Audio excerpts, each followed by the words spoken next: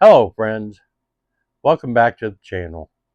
Welcome back to the cabin out here at St. Bernard Acres. This is Thursday, December 5th. It's a cold one, folks, with the wind and everything. And this is early December, and it's in the 5 to 10 degree range Fahrenheit. So it's a little brisk. This is more like February weather instead of early December. But it's what we got to do. I'm going to have a good time out here this weekend, even with the cold. It'll warm up later. I've got some work here I want to do. I know it's been a while since I posted a video on this channel, and I want to get back to where I at least post a weekly video.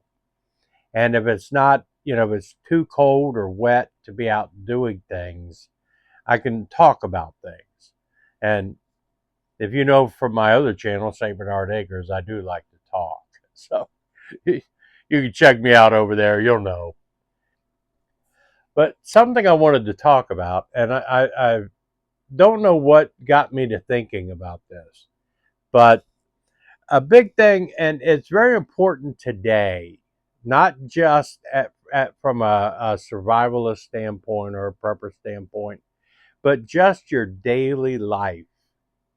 Situational awareness.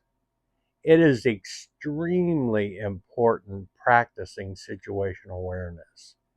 And because in this day and age, you don't know what's going to happen by whom. There's no way to judge anymore. It used to be you could look at a character and say, okay, that guy could be a problem. I'll keep an eye on him. But now you have to basically keep an eye on everybody, especially now, if you have the money for Christmas shopping and you go to the mall, things like that. Walking down the street, it's getting so dangerous now that it's scary, is what it is. And they talk about keeping your head on a swivel. You're absolutely right. It's You have to be that way. So that's what I want to emphasize tonight in this chat is you start practicing situational awareness. And one of the things that I was thinking about with this, if you remember 10, 12 years ago, I went out to Springfield, Missouri. I got my CDL with Prime, drove a truck for a little while. I mean, that's a whole different story in itself. I absolutely loved the truck driving aspect of it, the nomadic lifestyle aspect, if you will. I really liked that. But I think I was 56 or 57, maybe somewhere around there, 55. Married 30 some years, 40 years. I was too old to make that drastic a lifestyle change. As much as I enjoyed it, um, I wish I'd have done it 30 years earlier. But aside from that, um, one of the things you're taught, and one of the things that really stuck out with me in one of the classes they were giving, you you're driving a big truck, 18 wheels on it, 80,000 pounds, right?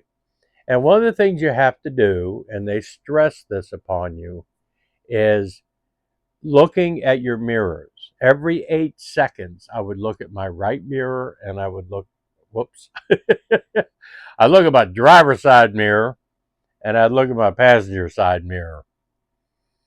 And that became every 8 seconds. Within 8 seconds, I would do that. So you're constantly driving and watching everything around you. That's the most important thing, and I agree entirely with absolutely no distractions when you're driving an 80,000 pound vehicle at 65 miles an hour. You can't let yourself get distracted by stuff, but you keep the head going. Mirror ahead of you, mirror ahead of you, mirror. That's how you drive. And one of the most important things they taught me, you have to look ahead because it takes a long time for that truck to come to a stop. This was back before autonomous parts of driving, where the truck itself would start slowing you down if you got too close, if you were following too close in traffic. But you looked because number one, you're sitting up high, so you have an advantage. But you look as far ahead as you can. You start in front of you and you scan forward as far as you can because you want to know what's happening up there. Not only what's happening directly in front of you, but you want to know what's happening ahead of you, beside you, and beside you. You need to keep that watch going at all times. And the biggest thing you have to do is have an escape plan. And that's what my instructor called it, an escape plan.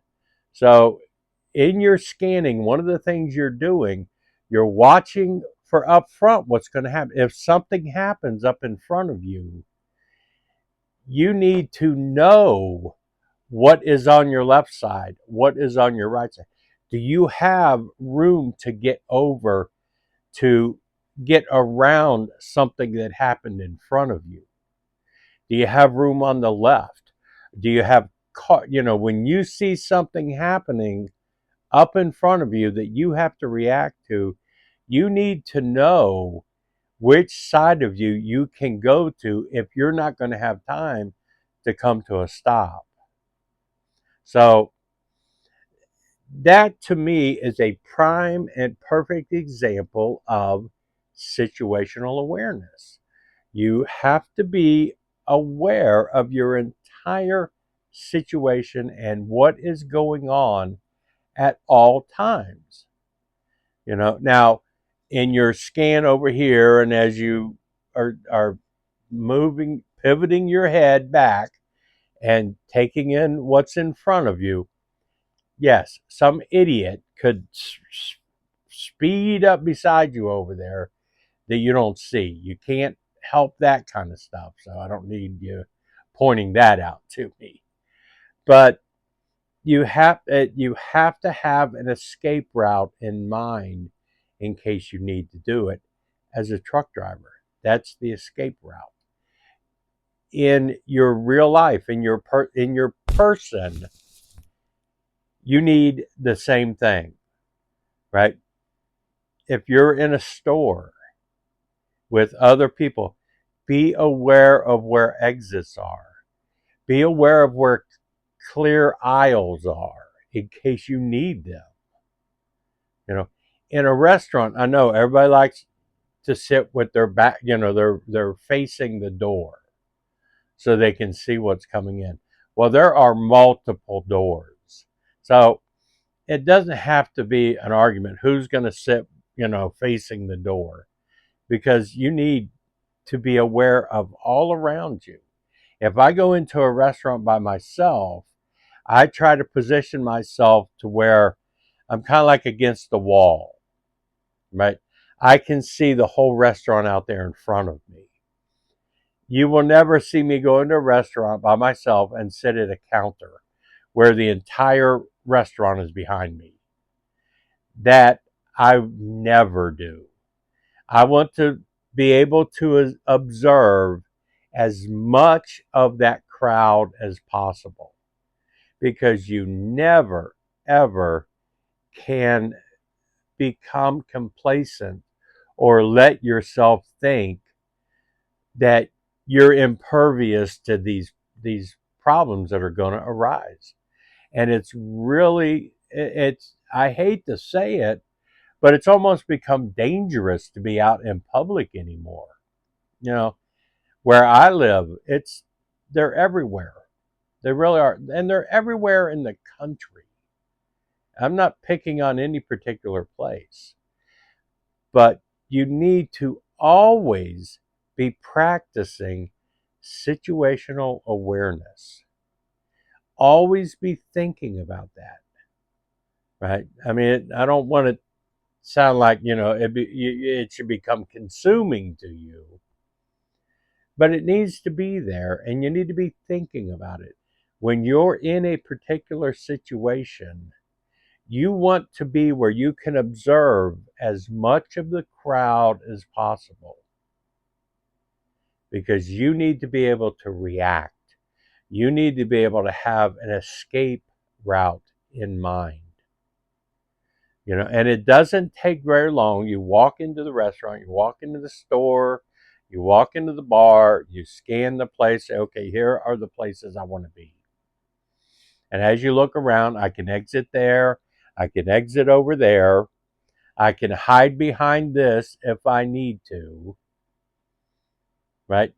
Do I have a clear shot towards the door in case I need to take action with something that I'm carrying that I'm not allowed to talk about? But are there certain points where I can see, okay, a nefarious individual may pick this spot to do what he's going to do? Am I able to react to that safely? Right. So always be aware of what's going on. If you're going out in public this day and age, you need to be aware. That is your situational awareness. That's what you need to work on. Watch your surroundings at all time. Swivel your head. Your head's on a swivel. You know, if you don't have somebody, if you and I were out at a restaurant having something to eat, you're watching behind me. I'm watching behind you. So it's definitely an advantage to people. When Gary and I go have breakfast or we go have lunch or whatever we're doing, we're out here working. We don't sit side by side somewhere, right? And it's not just because we're too masculine for that, but it gives us a very good advantage because I know he's watching behind me and I'm watching behind him. So we will be ready to react to whatever situation may arise, and we will have an escape route in mind. You should do it in traffic just like you should do it in public. That's all I got to say about that. Anyway, let me know your thoughts on this. I want to get this channel going again. I want to get subscribers. I want to really work this. I'm going to start putting up at least one video a day. But I appreciate y'all who are watching this. And please share this information. Tell me your ideas on it. Tell me your thoughts. How do you handle your situations that you have to be put in? What's your philosophy on it, if you will? But yeah, let's get this going. Again, thank you all for watching.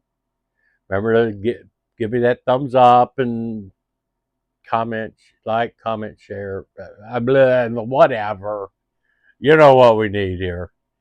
But this is Joe out here at the cabin. I appreciate y'all. I really do. I'm out.